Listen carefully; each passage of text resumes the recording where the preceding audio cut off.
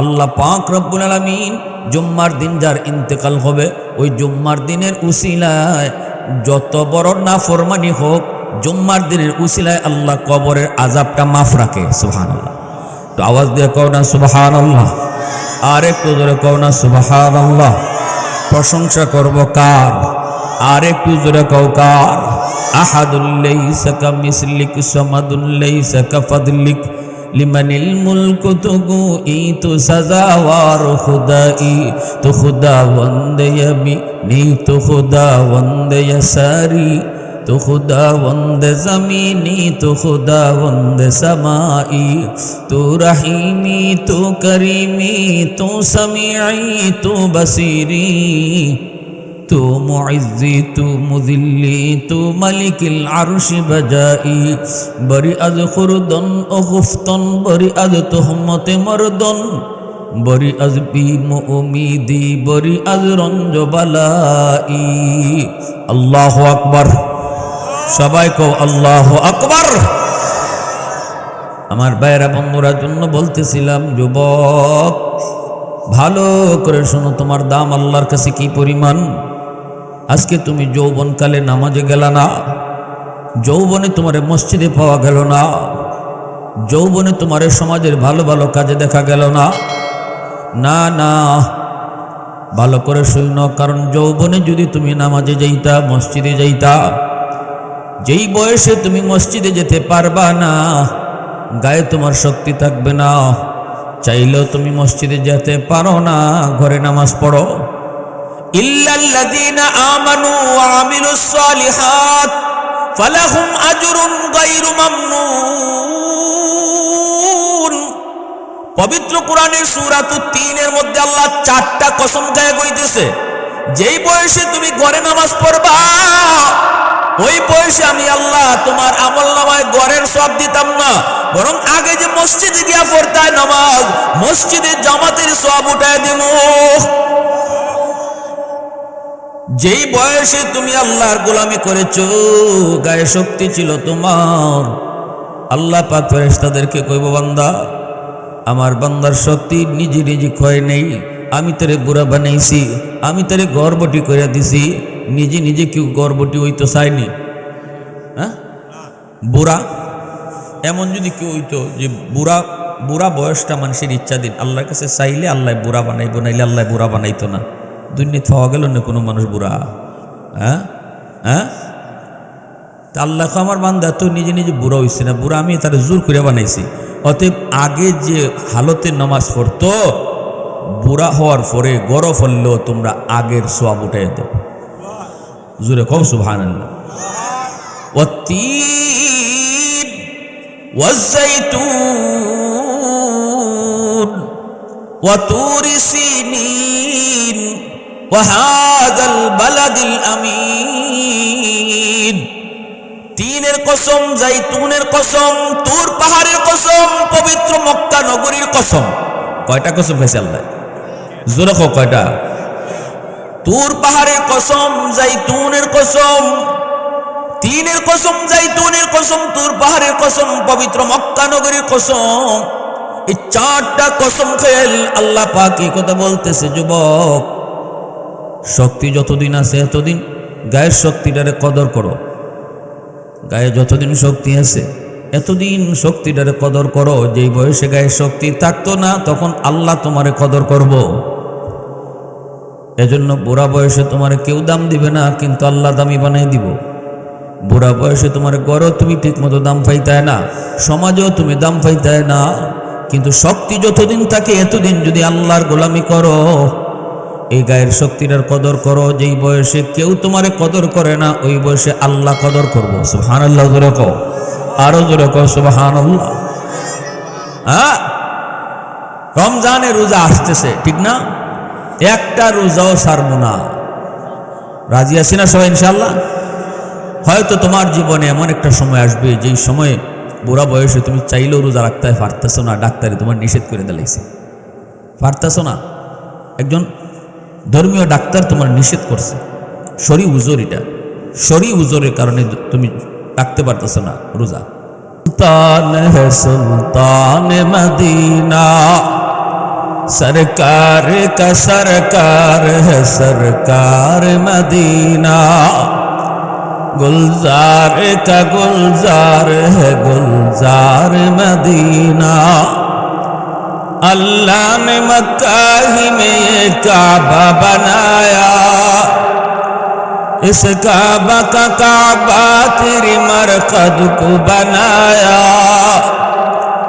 अल्लाह ने मक्का ही में ये काबा बनाया, इस काबा का काबा तेरी मरकद को बनाया।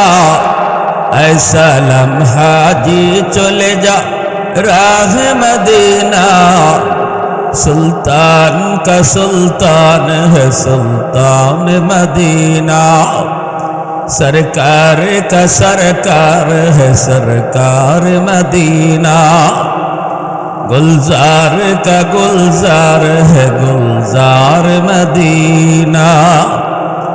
ला इलाहा इल्लल्लाह, ला इलाहा इल्लल्लाह, ला इलाहा इल्लल्लाह, ला इलाहा इल्लल्लाह, ला इलाहा इल्लल्लाह मुहम्मदुर রাসূলুল্লাহ। সবাই বলি সাল্লাল্লাহু আলাইহি ওয়াসাল্লাম। হৃদয়ের জানালাটা খুলে দাও না, হৃদয়ের জানালাটা খুলে দাও না, প্রভু ডাকি মন সারা দাও না, প্রভুর ডাকি মন সারা দাও না। অসীম ক্ষমতা যার হাতের উপর, যার নামে বয়ে যায় ঝর্ণা নহর।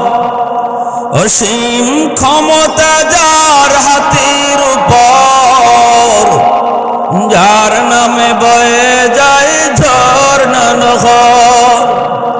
আল্লাহ আল্লাহ বলে সবে দেওয়ানা, আল্লাহ আল্লাহ বলে সবে দেওয়ানা। প্রভুর ডাকি মন সারা দাও না, প্রভুর ডাকি মন সারা দাও না।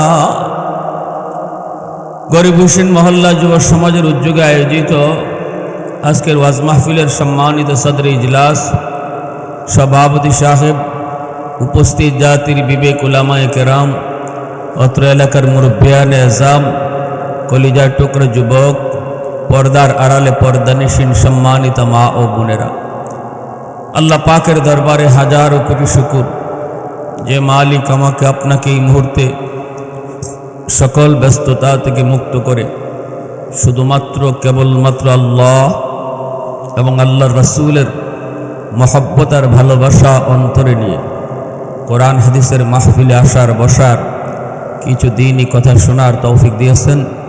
এজন্য সবাই শুকরিয়াতান বলি আলহামদুলিল্লাহ। মুআজ্জাজ হাজিরিন, হাশরের ময়দানে আল্লাহ পাক যখন বিচারের আসনে বসবেন, সেদিন আল্লাহ তার অসংখ্য বান্দা বান্দিকে ছোট থেকে ছোট উসিলায়ও মাফ করে দিবেন। আল্লাহ পাক 100 ভাগ দরদার মায়া, এর ভিতরে 1 ভাগ তামাম কায়নাতকে ভাগ ভাগ করে দিয়েছেন। বাকি 99 ভাগ দরদার মায়া আল্লাহ তার কুদরতি কলিজায় রিজার্ভ রাখছেন, যেই মায়াটা আল্লাহ হাসরের মাঠে দেখাবেন। সেদিন আল্লাহ তার গুনাহগার অপরাধী বান্দাদের পক্ষে থাকবেন। কোনো রকম কোনো একটা উসিলায় তার বান্দারে বান্দিরে মাফ করা যায় কিনা আল্লাহ উসিলা তালাশ করবেন। আমরা দেখি দুনিয়ার আদালতেও জজ সাহেব আসামির পক্ষে থাকে, আসামিরে কিভাবে শাস্তি কম দেওয়া যায়, কেমনে খালাস দেওয়া যায়। এজন্যই জজ সাহেব 100% সাক্ষী প্রমাণের ভিত্তিতে অপরাধীর অপরাধ প্রমাণিত না হলে রায় দেন না। এমনকি তার বাসা থেকে কোর্টে যাওয়ার পথে জজ সাহেব নিজে যদি কোনো খুন দেখে, নিজের চোখে জজ সাহেবে দেখছে কে কারে খুন করছে, তাও কোনো পৃথিবীর জজ, কোনো জজ কোর্টে বসে এই কথা বলে না, কের সাক্ষী আবার, আমি তো নিজেই দেখলাম। বলে যে প্রমাণ করো সে যে খুন করছে, এটা কি করো, প্রমাণ করো, সাক্ষী প্রমাণ আনো। দুনিয়ার একজন ক্ষুদ্র বিচারক সে যদি আসামির পক্ষ লয়, হাসরের মাঠে সকল বিচারের বিচারক যিনি আমার আপনার মালিক বিচারের আসনে বসবেন, সেদিনও আল্লাহ তার গুনাহগার বান্দাবান্দির পক্ষে থাকবেন। সুবহানাল্লাহ। অপরাধীরে কেমনে মাফ করা যায়? যেমন রসুলের একখান হাদিস, রসুল বলেন একজন মানুষের ফয়সালা হয়েছে জাহান্নাম, সে জাহান্নামের দিকে যাচ্ছে, কিন্তু আল্লাহ দেখতেছেন সে বারবার শুধু পিছনে আল্লাহ পাকের দিকে তাকায়। আল্লাহ তারে ডাক দিয়ে আনবেন, জিজ্ঞেস করবেন তোমার ফয়সালা হয়েছে জাহান্নাম, তুমি পিছনে তাকাও কেন? এই কথা বলতেই লোকটা তখন বলবে, মালিক, দুনিয়ার জমিনে উলামায়ে কেরামের জবানে শুনেছি হাসরের ময়দানে ছোট থেকে ছোট উসিলায় তুমি তোমার বহু বান্দা বান্দিকে মাফ করবা। ও মালিক, কেন জানি আমার মন এই কথা বলতেছে, এমনই কোনো একটা উসিলা ধরে তুমি আমাকে মাফ করে দাও কিনা। এই বুক ভরা আশা নিয়ে বারবার শুধু তোমাকে দেখতেছি। সুবহানাল্লাহ। আল্লাহ পাকের কাছে লোকটার কথাটা এত ভালো লাগলো, আল্লাহ পাক তখন ফেরেশতাদেরকে বলবেন, আমার বান্দারে তোমরা ফিরে আনো, তার আমল নামাটা আমি আল্লাহ নিজে দেখব।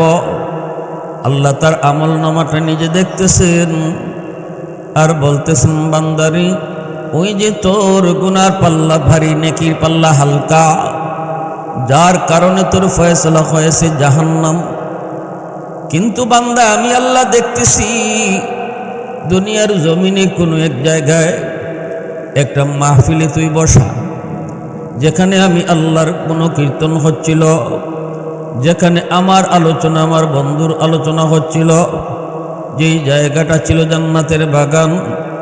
ও বান্দা বল বল, ওখানে তুই কেন গিয়েছিলি, কেন তুমি সেখানে বসা ছিলে? তখনই কইব, মালিক, দুনিয়ার কোনো লোভে নয়, দুনিয়ার কোনো কিছু পাওয়ার জন্য নয়, সেখানে গিয়েছি, বসেছি শুধুমাত্র তোমাকে খুশি করার জন্য।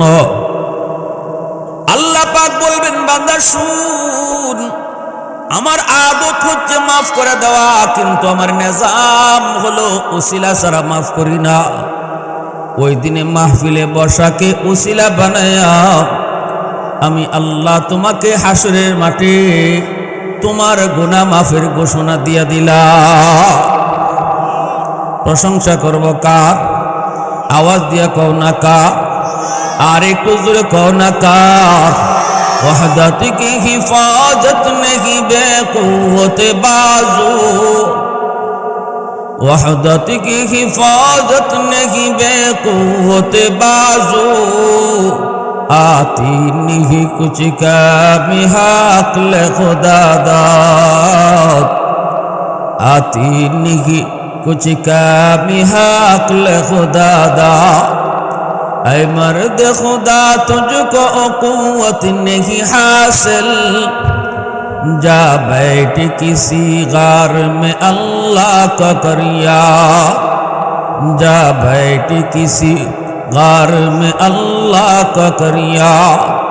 ये सच है कि बातिल की तरफदार नहीं हम, गद्दार न समझो गम गद्दार नहीं हम, गद्दार न समझो गमगादार नहीं हाँ फूलों की दौरे नरम मिजाज अपना है नौजोर हम तीर नहीं नेज़ा व तलवार नहीं हम तीर नहीं नेज़ा व तलवार नहीं हम मुसलमाনের आवाज देखो अल्लाहु আকবার আর জোরে আল্লাহু আকবার এমনই আরেকটা উসিলা ইমাম গজ্জালি রহমতুল্লাহি আলাইহি দাকাইকুল আখবার নামক কিতাবের ভিতরে লিখেন আল্লাহ পাক রব্বুল আলামিন আরেকজন এমন মানুষকে আল্লাহ মাফ করতে চাইবেন কিন্তু কোনো উসিলা আল্লাহ পান না আল্লাহ তাকে জিজ্ঞেস করবেন বান্দা বল দুনিয়াতে উলামায়ে কেরামের সাথে তোর কোনো সম্পর্ক ছিল নি কোনো আলেমের মজলিসে তুই কোনোদিন বসছিলি নি এতটুকু উসিলাও যদি পাই আজ হাসরের ময়দানে আমি আল্লাহ তোকে ওই উসিলায় মাফ করে দিমু যুবক খেয়াল করে শোনো লোকটাই কইব না গো মালিক মনে পড়ে না আল্লাহ তাকে আবারও বলবেন বান্দা বল দুনিয়ার জমিনে তুই এমন কোনো দস্তরখানায় খানা খাইছনি যেখানে কোনো আলেম ছিল কই না মনে পড়ে না আল্লাহ আবার বলবেন এমন কোনো ঘরে তুমি থাকছনি যেই ঘরে আগে কোনো আলেম থাকতো সুবহানাল্লাহ জোরে বলেন এতটুকু উসিলাও যদি পাই তোমাকে মাফ করে দিব এইবার তখনও কয় না মালিক মনে পড়ে না আল্লাহ তখন বলবে বান্দা বল তোর কোনো সন্তানের নাম আলেমের নামে নাম রাখছনি হাসরের মাঠে সন্তানের নামও মা বাবার জন্য নাজাতের উসিলা হবে এজন্য আমি আপনি যে মানে অবহেলা করে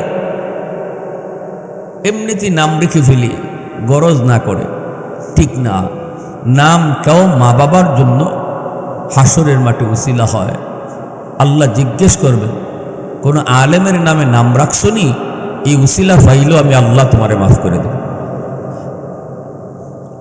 আমার ভাইরা বন্ধুরা যুবক এই কথাটা শোনার পরেও তখন তার বলবেন না গো মালিক এমনটাও করি নাই নানায় নাম রাখছে নানি নাম রাখছে খালায় নাম রাখছে নামের ব্যাপারও আমি ছিলাম বড় উদাসীন এবার আল্লাহ বলবেন বান্দা বল বল বল দুনিয়াতে তোর কোনো এমন বন্ধু ছিল নি যেই বন্ধু আলেমদেরকে মহব্বত করত এতক্ষণ পর্যন্ত আল্লাহ পাক উলামায়ে কেরামের সাথে তার সম্পর্ক ডাইরেক্ট আছে কিনা এটা আল্লাহ তালাশ করেছেন যখন তার ডাইরেক্ট সম্পর্ক প্রমাণিত হয় না তখন আল্লাহ আলেমদের সাথে তার সম্পর্ক ইনডাইরেক্ট আছে কিনা ভায়া দইরা আছে কিনা এটা আল্লাহ তালাশ করেন আল্লাহ বলেন বলো দুনিয়াতে এমন কোনো বন্ধু তোমার ছিল কিনা যেই বন্ধু উলামায়ে কেরামদেরকে মহব্বত করত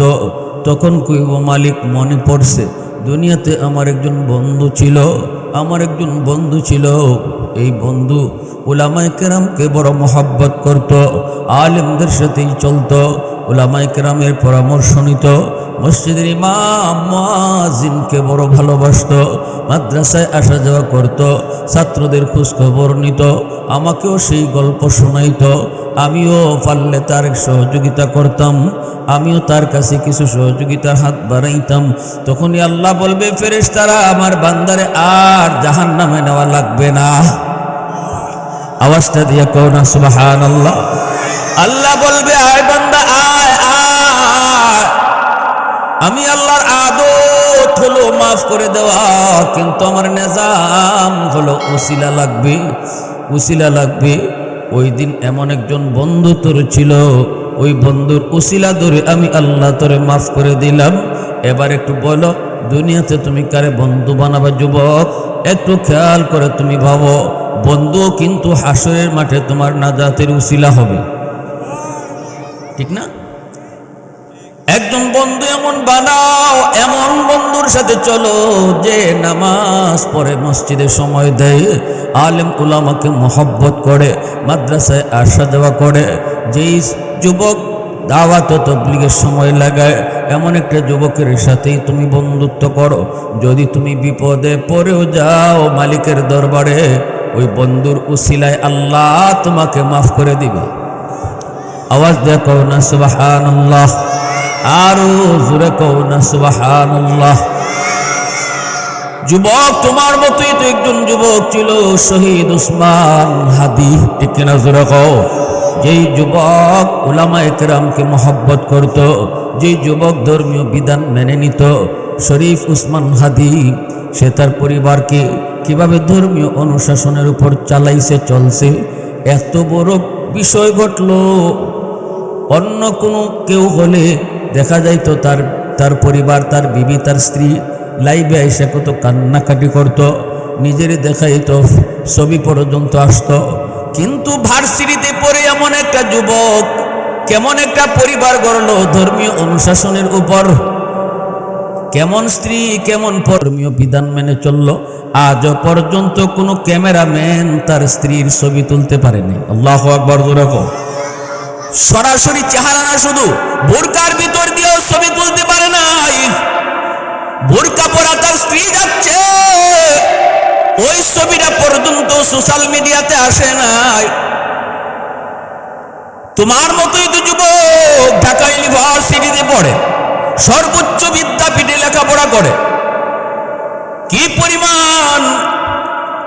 পরিমাণ ধর্মীয় চেতনা তার দিলের ভিতরে ছিল। প্রতিটা কথায় কথায় আল্লাহর উপর তার তাওয়াক্কুল ছিল, আল্লাহর উপর ভরসা রেখে কথা বলতো। আজ যুবক চলে গেল, শহীদের খাতায় নাম লেখালো, সারা বাংলাদেশের মানুষকে কাঁদায় গেল। আওয়াজ দিয়ে বলো ঠিক কিনা। এমন জীবন তুমি করো হে গঠন, মরিলে হাসিবে তুমি, কাঁদিবে ভুবন, ঠিক না? এমন জীবন তুমি করো হে গঠন, মরিলে হাসিবে তুমি, কাঁদিবে ভুবন। আজকে হাদির জন্য সারা দেশ শুধু নয়, বিশ্ব পর্যন্ত কাঁদে। সারা বাংলাদেশ তার জন্য কাঁদে, সারা বাংলাদেশ তার জন্য কাঁদে। এ যুবক, তোমার মতোই তো সে একজন যুবক ছিল। বন্ধু ছিল কারা? যাদের সাথে চলতো, তাদেরকে নিয়ে নামাজের টাইম হলে তাদেরকে সাথে নিয়ে নামাজ পড়তো। আল্লাহু আকবার জোরে কও। ডানে বামে সামনে পিছনে শুধু নাস্তিকদের ভিড়। ঢাকা ইউনিভার্সিটির বাংলা বিভাগে যারা পড়ে সবাই নাস্তিকের খাতায় নাম লেখায়। ওই জায়গার মধ্যে থেকে যেই যুবক কোরআনের সৈনিক হলো, যেই যুবক কোরআনের পাখি হলো, কোরআনের সৈনিক হলো, ধর্মীয় চেতনা, দেশের চেতনা, সার্বভৌমত্বের চেতনা নিয়ে যে জীবন হাসিমুখী বিলাই দিল। এজন্য তোমাকে শিক্ষা দিয়ে গেছে যুবক, 1000 বছর বেঁচে লাভ নাই। একদিন বাঁচো, তবে বাঘের মতো বাঁচো, শিয়ালের মতো নয়। 1000 বছরের কোনো মূল্য নাই। একদিন বাঁচো, বাঘের মতো বাঁচো, শিয়ালের মতো নয়। এজন্য সারা দেশকে সবক দেয়া গেছে, বিশেষ করে যুব সমাজকে চেতনা দেয়া গেছে। কোন পথে তুমি চলবা, কোন পথের সাথে চলবা, কারে সঙ্গ দিবা, কারে বন্ধু বানাইবা, কাদের সাথে সময় কাটাইবা। সঙ্গগুণে কিন্তু লোহা জ্বলে বসে। ভালো ঘরের সন্তান যদি খারাপ লোকের সাথে চলে, তাহলে ভালো ঘরের ছেলেটাও খারাপ হয়ে যায়। এমন বহু নজির আসেনি না নাই? অসংখ্য অগণিত নজির রয়েছে। এজন্য আল্লাহ পাক হাসরের ময়দানে বলবে, বান্দা বল, এমন কোন বন্ধু তোর ছিল কিনা, যেই বন্ধু উলামায়ে কেরামের সাথে সময় দিত, যেই বন্ধু নামাজি ছিল, আমি আল্লাহকে ভয় করত, আলেম উলামাদের পরামর্শে চলতো। কারণ রাসূল বলেছেন, আলাইকুম বিমুজালাসাতিল উলামা ওয়া ইস্তিমাই কালামিল হুকামা ফা ইন্নাল্লাহ তাআলা ইউহয়িল কলবাল মাইয়িতা বিনূরিল হিকমা কামা ইউহয়িল আরদাল মাইতাতা বিওয়াবিলিল মাতার। আল্লাহর রাসূল বলেন, উম্মতের দল, শেষ জামানায় যদি মহাদৌলত ঈমান বাঁচাইতে চাও, তাহলে আমার উম্মতের আলেমদের পরামর্শ নিও, তাদের সাথে সময় দিও, তাদেরকে মহব্বত কইরো, তাদের পরামর্শ নিয়ে চইল। যদি তুমি আলেমদের সাথে চলো তাহলে ইমানের ডাকাত তোমার কাছে আসবে না। তোমার যেই দিলটা মুর্দা হয়ে গেছে, গুনাহ দেখতে দেখতে, গুনাহ শুনতে শুনতে, ওই মুর্দা দিলটাকে আল্লাহ পাক আলেমদের সাথে চললে, আলেমদের কথা শুনলে আল্লাহ তোমার মুর্দা দিলকে জিন্দা বানায় দিবে। কথাটা রসুল বলেছেন। কেমনে রসুল বলে উদাহরণও দিছেন, মরা জমিন বৃষ্টি পাইলে যেমন করে মরা জমিন জিন্দা হয়ে যায়, এমনিভাবে মরা দিলটাও আল্লাহ পাক রব্বুল আলামিন আলেমদের কথা শুনলে আল্লাহ পাক মরা দিলটারও জিন্দা বানায় দেয়, মরা দিলটারও জিন্দা বানায় দেয়। অতএব ভাইরা বন্ধুরা, আজকে কিন্তু ইমানের ডাকাত চতুর্মুখী হামলা করতেছে। ওই অবস্থায় যদি তোমাকে ইমান নিয়ে বাঁচতে হয় তাহলে শেষ জমানায় নিজে নিজে চইল না, সঙ্গে কারে বানাও সেটাও তুমি খেয়াল রাখো। রসুল কয় আলেমদের সাথে চলো। কারা কারা চলতে রাজি আছি? হাত উঠে আল্লাহকে দেখায়। আল্লাহ তুমি কবুল করো। সবাই বলি আমিন, আরো জোরে বলি আমিন। উলামায়ে কেরামের প্রতি মহব্বত হাসরের মাঠে নাজাতের উসিলা। রসুল বলেন, কুন আলিমান আও মুতাআল্লিমান আও মুহিব্বান আও মুঈনান ফালা তাকুন খামিসা। হয় তুমি আলেম হও, নয় তালেবে ইলম হও, নয় আলেমদেরকে মহব্বত করো, আলেমদের সহযোগিতা করো। এই চার দলের ভিতরে তাই করো। রসুল বলতেছেন 5 নাম্বার দলে কেউ যেও না, 5 নাম্বার দলে কেউ যেও না। দুনিয়াও বরবাদ, আখেরাতও বরবাদ। 5 নাম্বার দল কোনটা? 5 নাম্বার দল হলো যে আলেমদেরকে ভালা পায় না, আলেম ওলামারে গালাগালি করে। ভুল করলে একজনে করছে, কিন্তু দেখা যায় হে আলেম সমাজ নিয়ে কথা কয়। কফার নামাজের কর ফুরিয়ে গেছি গা, বছরে বছরে হজ করে উমরা করে, কিন্তু কই মৌলবীরা দেশটা দেখাইছে। নাউজুবিল্লাহ জোরে কয়। এমনও কয় কি কয় না? কয় মোল্লা মুন্সিরা দেশটা দেখাইছে, দেশটারে নষ্ট করছে। এর কপালও যত বড় নামাজের দাগ থাকুক, আল্লাহ রসুলের কথা বলতেছে, তার দুনিয়াও বরবাদ, আখেরাতও বরবাদ। আর রাইসুল মুফাসসিরিন আব্দুল্লাহ ইবনে আব্বাস রাদিয়াল্লাহু তাআলা আরো শক্ত কথা বলছেন। তিনি বলেন যে মানুষটার দিলের ভিতরে আলেমদের প্রতি বিদ্বেষ থাকবো। আমি আব্দুল্লাহ বলতেছি। তিনি কে?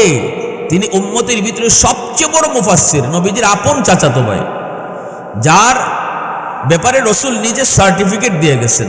নবী বলেন আমার উম্মতের মধ্যে এত বড় মুফাসসির ছিল না, আসবেও না। আমার চাচাতো ভাই আব্দুল্লাহ আল্লাহর কালাম যেভাবে বুঝছে, এত বুঝা আর কেউ বুঝতো না। রসুল অগ্রিম সার্টিফিকেট দিয়ে গেছে। সে আব্দুল্লাহ ইবনে আব্বাস রাদিয়াল্লাহু তাআলা ইনি বলছেন, যার অন্তরে আলেমদের প্রতি বিদ্বেষ থাকবো, আলেমদেরকে নিয়ে মন্দ কথা কইব, চার দোকানে ওই আলেমদের সমালোচনা করব, আমি আব্দুল্লাহ বলতেছি মরণের সময় তার ইমান সাথে যাবে না, বেঈমান হয়ে মরবে। এটা কোন আয়াতের প্রেক্ষিতে ইনি বলছেন সেটাও আমি আপনাদেরকে শোনাইতেছি। শুধু তাই না, ইনি আরো কঠিন কথা বলছেন। আমি আব্দুল্লাহর কথা যদি তোমাদের বিশ্বাস না হয়, যদি তোমরা মনে করো ইমান সাথে গেল কি গেল না, এটা কেমনে বুঝতাম? যদি এমন সন্দেহ হয়, কবর খুঁদো।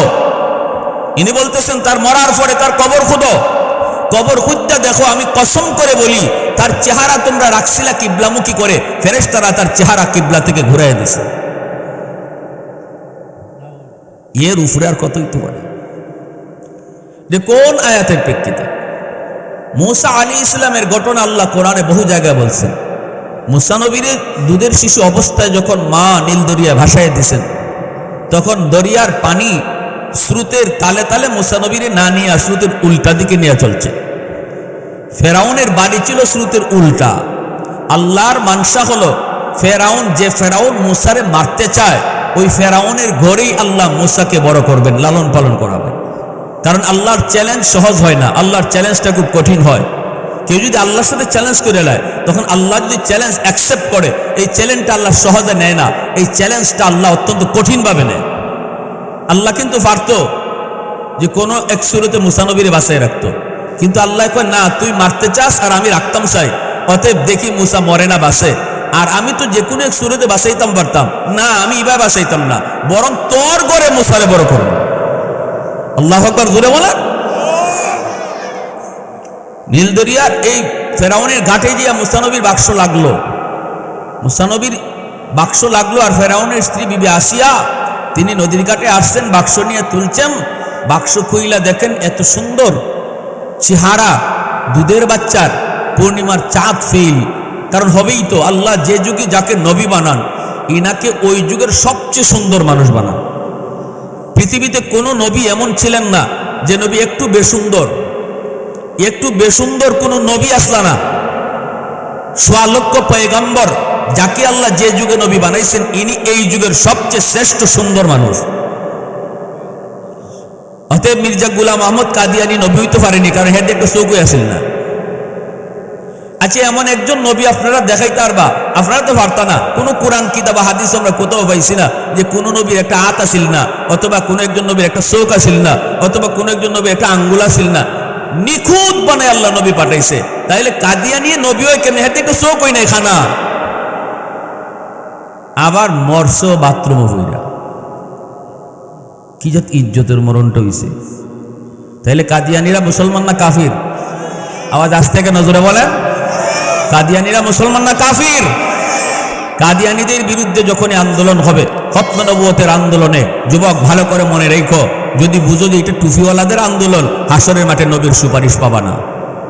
কারণ আমার নবীর খতমে নবুয়তের সিংহাসন এটা শুধু মেসাবরা রক্ষা করতো তা না, এটা নবীর উম্মত যে দাবি করবে প্রত্যেকের ইমানি দায়িত্ব।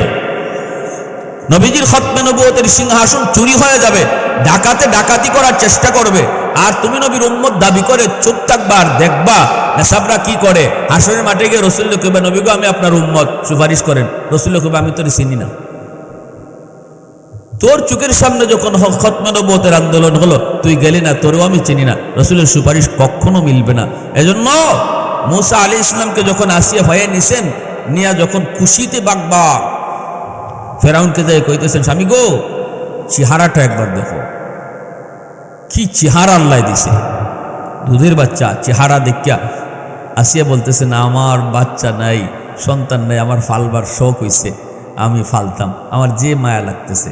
আল্লাহ কয়, আসিয়া তুমি আমার নবীর চেহারা দেখিয়া কইছো মায়া লাগছে, তেমনি আমি আল্লাহরও তোমার প্রতি মায়া লাগছে।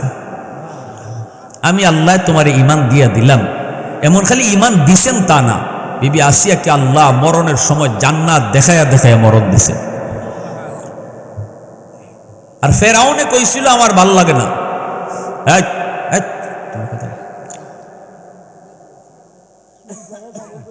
এখান থেকে সরাই দিল ভালো কথা কই না। ফেরাউন কি কইছিল?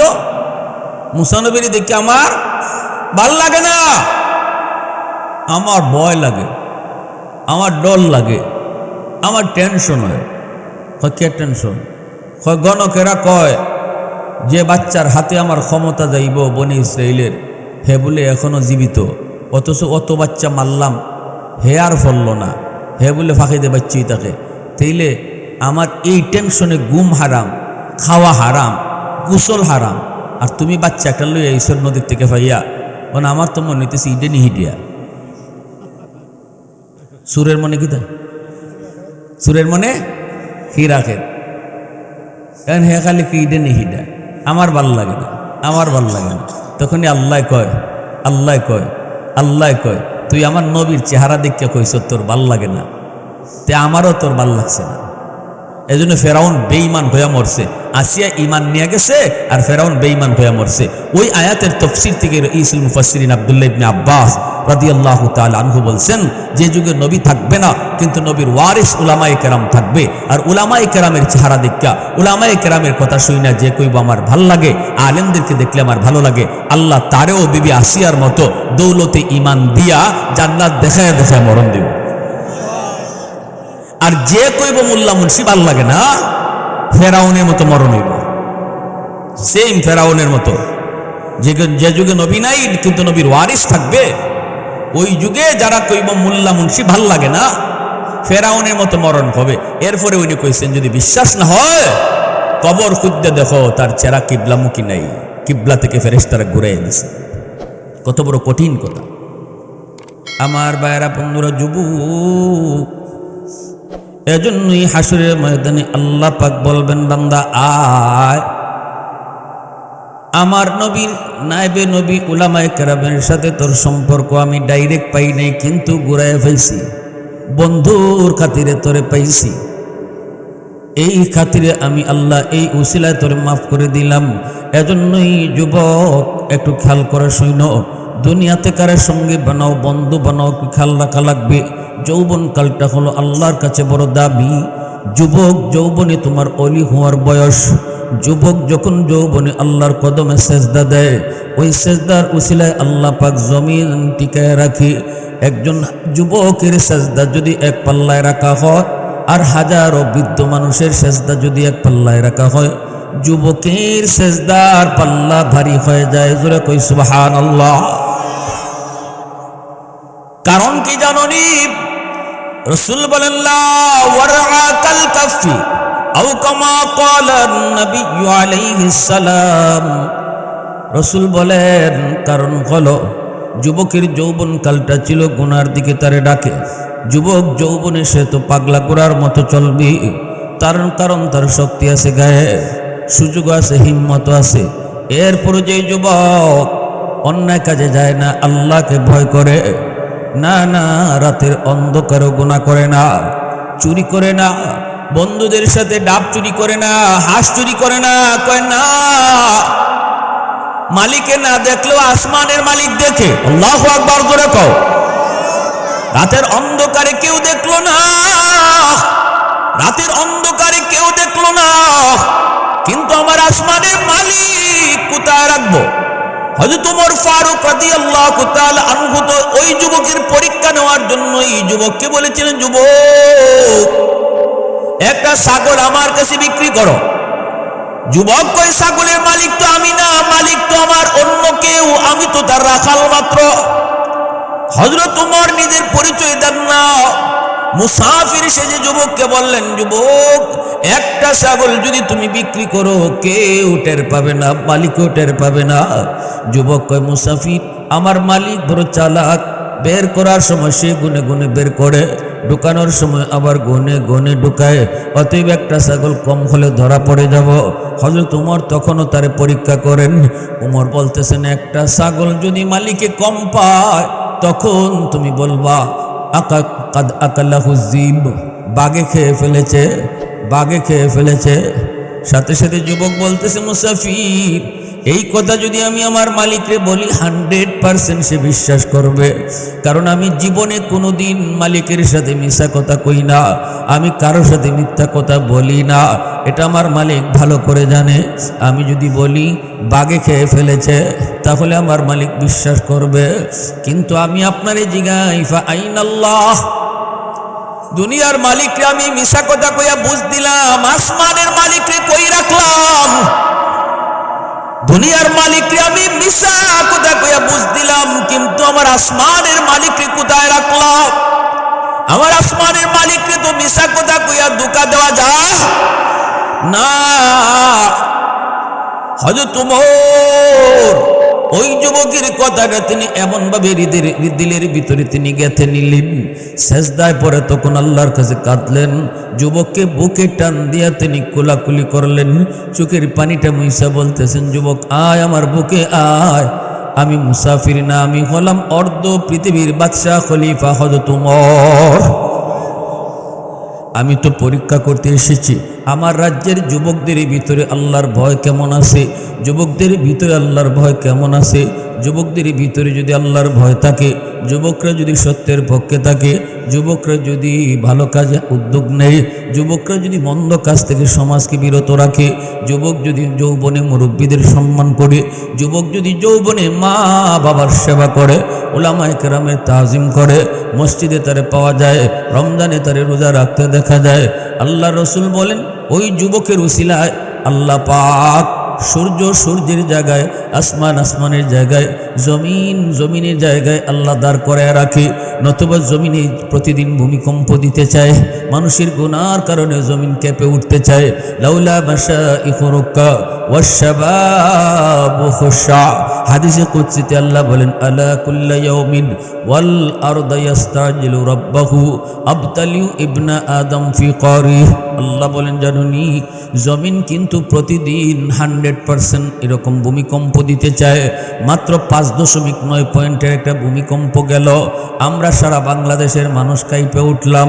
বাবা ছেলেরে তুই ঘর থেকে দৌড় দিল, মা সন্তান রেখে দৌড় দিল, খবর নেই। কিন্তু আল্লাহ বলেন এমন 5 আর 6 আর 10 নয়, 100% ঝাঁকুনি দিতে চায় তোমাদের গুনার কারণে, সুদখুরির কারণে, ঘুষখুরির কারণে, বেনামাজির কারণে, মদখুরির কারণে। কারণ কি? জমিনে ডাক দেয়া কই মালিক, এই সুদখুরের 5 তলা বাড়ির বোঝা আর কতকাল আমি জমিন সইব? আল্লাহ, বেনামাজির পায়ের আওয়াজ আমি আর কতদিন নিব? আল্লাহ, আমি জমিন আর কতকাল নাফরমানি দেখব? আসবিরু ইলা মাতা আসবিরু আসবিরু ইলা মাতা আসবিরু, ধৈর্য ধরবো তো আর কতকাল, কতকাল আমি ধৈর্য ধরবো? আল্লাহ পাক রব্বুল আলামিন কয় জমিন কিন্তু প্রতিদিন এরকম আমার কাছে দরখাস্ত করে, আমি জমিনকে ধমক দিয়ে আটকায় দিই, এরে জমিন শুন, এখনো জমিনের ভিতরে এমন কিছু যুবক আছে যৌবনে পাগলামি করে না। এখনো জমিনের ভিতরে এমন কিছু যুবক আছে যেই যুবক যৌবনে আমার কদমে সেজদা দেয়। সুযোগ ছিল তার গুনাহ করার, মসজিদে না যাওয়ার, কেউ তারে কিছু বলতো না। নামাজের টাইমে সে দোকানে বসে সময় কাটাইতে পারতো, ঘরে বসেও সে সময় কাটাইতে পারতো, বন্ধুর সাথে আড্ডা দিলেও কেউ তারে কিছু বলতো না। কিন্তু আমি আল্লাহ যখন দেখি যুবক না না না, নামাজের আজান হলে পরে বন্ধুদেরকেও ডাক দেয়া কয় চলো নামাজে দেয়। আল্লাহ বলে ওই যুবকের দিকে যখন আমি তাকাই তখন এই জমিনের প্রতি আমার মায়া লেগে যায়। এই জমিনের প্রতি আমি আল্লাহর তখন মায়া লাগে। আমি যখন দেখি কলিজার ভিতরে নাপাক প্রেম তার অন্তরে নাই, বরং আমি আল্লাহর প্রেম জমায় নেয়। এ শহীদ উসমান হাদি আল্লাহর কাছে কত দামি, গুলি খাইল শুক্রবারে, একটা সপ্তাহ অসুস্থ তাইকা হাসপাতালে তাইকা আল্লাহ ডাকে সারা দিছে পরের শুক্রবারে। জুম্মার দিন যদি কেউ মারা যায়, হাদিস শরীফে রাসূল বলেন ওই জুম্মার দিনের ইজ্জতের খাতিরে সে যত বড় নাফরমানি হোক, এমনকি সে যদি বেঈমান হয়, জুম্মার দিনের উসিলায় আল্লাহ তার কবরের আযাব মাফ করে দেয়। গুনাহগার হলে আল্লাহর দরবারে সেদিন, আল্লাহর দরবারে কাফির হলে, বেঈমান হলে শাস্তি পাবে, জাহান্নামী হবে। কিন্তু কবর তো ছিল তার হাজতখানা, কবর তো তার জন্য ফাইনাল কোনো জায়গা নয়, কবর তো ফাইনাল কোনো জায়গা নয়, এটা হলো হাজতখানা। কিছুদিনের জন্য তুমি এখানে থাকবা। আল্লাহ পাক রব্বুল আলামিন জুম্মার দিন যার ইন্তেকাল হবে, ওই জুম্মার দিনের উসিলায় যত বড় নাফরমানি হোক, জুম্মার দিনের উসিলায় আল্লাহ কবরের আযাবটা মাফ রাখে। সুবহানাল্লাহ। তো আওয়াজ দিয়ে কও না সুবহানাল্লাহ, আর একটু জোরে কও না সুবহানাল্লাহ। প্রশংসা করব কার? আর একটু জোরে কও কার? আহাদুল লাইসা কামিসলিক সামাদুল লাইসা কাফাদলিক লিমানিল মুলকু তুগু ই তো সাজাওয়ার খুদাই, তো খুদা বন্দে আমি নি, তো খুদা বন্দে সারি, তো খুদা বন্দে জমিনি, তো খুদা বন্দে সমাই, তো রহিমি, তো করিমি, তো সমিঈ, তো বসিরি, তো মুইজ্জি, তো মুযিল্লি, তো মালিকিল আরশি বজাই, বরি আজ খুরদন ও গুফতন, বরি আজ তুহমতে মরদন, বরি আজ বিম উমিদি, বরি আজ রঞ্জ বালাই। আল্লাহু আকবার। সবাই কও আল্লাহু আকবার। আমার ভাইয়েরা বন্ধুরা জন্য বলতেছিলাম, যুবক ভালো করে শোনো, তোমার দাম আল্লাহর কাছে কি পরিমাণ। আজকে তুমি যৌবনকালে নামাজে গেলা না, যৌবনে তোমারে মসজিদে পাওয়া গেল না, যৌবনে তোমারে সমাজের ভালো ভালো কাজে দেখা গেল না। না না, ভালো করে শুনো, কারণ যৌবনে যদি তুমি নামাজে যাইতা, মসজিদে যাইতা, যেই বয়সে তুমি মসজিদে যেতে পারবা না, গায়ে তোমার শক্তি থাকবে না, চাইলেও তুমি মসজিদে যেতে পারো না, ঘরে নামাজ পড়ো। ইল্লাল্লাযীনা আমানু ওয়া আমিলুস সালিহাত ফালাহুম আজরুন গায়রু মামনুন। পবিত্র কোরআনের সূরা ৩ এর মধ্যে আল্লাহ 4টা কসম খায় কইতেছে, যেই বয়সে তুমি ঘরে নামাজ পড়বা, ওই বয়সে আমি আল্লাহ তোমার আমল নামায় গড়ের সব দিতাম না, বরং আগে যে মসজিদে গিয়া পড়তায় নামাজ, মসজিদে জামাতের সব উঠায় দিব। যেই বয়সে তুমি আল্লাহর গোলামি করেছো, গায়ে শক্তি ছিল তোমার, আল্লাহ পাক ফেরেশতাদেরকে কইব, বান্দা আমার বান্দার শক্তি নিজে নিজে ক্ষয় নেই, আমি তারে বুড়া বানাইছি, আমি তারে গর্বটি করে দিছি। নিজে নিজে কেউ গর্বটি হইতো চায়নি? হ্যাঁ, বুড়া এমন যদি কেউ হইতো যে বুড়া বুড়া বয়সটা মানুষের ইচ্ছাধীন, আল্লাহর কাছে চাইলে আল্লাহ বুড়া বানাইবো, নাইলে আল্লাহ বুড়া বানাইতো না। দুনিয়াতে পাওয়া গেল না কোনো মানুষ বুড়া। হ্যাঁ হ্যাঁ, তা আল্লাহ আমার বান্দা তো নিজে নিজে বুড়া হইছে না, বুড়া আমি তার জোর করে বানাইছি। অতএব আগে যে হালতে নামাজ পড়তো, বুড়া হওয়ার পরে গড় ফললেও তোমরা আগের সওয়াব উঠাই দাও। জোরে কও সুবহানাল্লাহ। ওয়াত্তিন ওয়াজ্জাইতুন ওয়া তুরি সিনিন ওয়া হাযাল বালাদিল আমিন। তিনের কসম, জাইতুনের কসম, তুর পাহাড়ের কসম, পবিত্র মক্কা নগরীর কসম। কয়টা কসম খাইছে আল্লাহ? জোরে কও কয়টা? তুর পাহাড়ের কসম, জাইতুনের কসম, তিনের কসম, জাইতুনের কসম, তুর পাহাড়ের কসম, পবিত্র মক্কা নগরীর কসম। এই চারটা কসম খেল আল্লাহ পাক এই কথা বলতেছে, যুবক শক্তি যতদিন আছে এতদিন গায়ের শক্তিটারে কদর করো। গায়ে যতদিন শক্তি আছে এতদিন শক্তিটারে কদর করো। যেই বয়সে গায়ে শক্তি থাকতো না, তখন আল্লাহ তোমারে কদর করব। এজন্য বুড়া বয়সে তোমারে কেউ দাম দিবে না, কিন্তু আল্লাহ দামি বানিয়ে দিব। বুড়া বয়সে তোমার গড়ও তুমি ঠিক মতো দাম পাইতায় না, সমাজেও তুমি দাম পাইতায় না, কিন্তু শক্তি যতদিন থাকে এতদিন যদি আল্লাহর গোলামি করো, এই গায়ের শক্তিটার কদর করো। যেই বয়সে কেউ তোমারে কদর করে না, ওই বয়সে আল্লাহ কদর করবো। সুবহানাল্লাহ জোরে কও, আরো জোরে কও সুবহানাল্লাহ। হ্যাঁ, রমজানে রোজা আসতেছে, ঠিক না? একটা রোজাও ছাড়বো না। রাজি আছি না সবাই ইনশাআল্লাহ? হয়তো তোমার জীবনে এমন একটা সময় আসবে যেই সময়ে বুড়া বয়সে তুমি চাইলেও রোজা রাখতে পারতেছো না, ডাক্তারে তোমার নিষেধ করে দিলাইছে, পারতেছো না। একজন ধর্মীয় ডাক্তার তোমার নিষেধ করছে, শরী উজর, এটা শরী উজরের কারণে তুমি রাখতে পারতেছো না রোজা। কিন্তু যতদিন শক্তি ছিল এতদিন যদি তুমি রোজা রেখে থাকো, আল্লাহ পাক কইব, বান্দা কষ্ট নিস না, আফসোস করিস না। যদিও তুই রোজা রাখতে পারস না, কারণ রোজা না রাখতে পারাটা এটা তোর কোনো দোষ না, বুড়া বানাইছি আমি, এজন্য পারস না।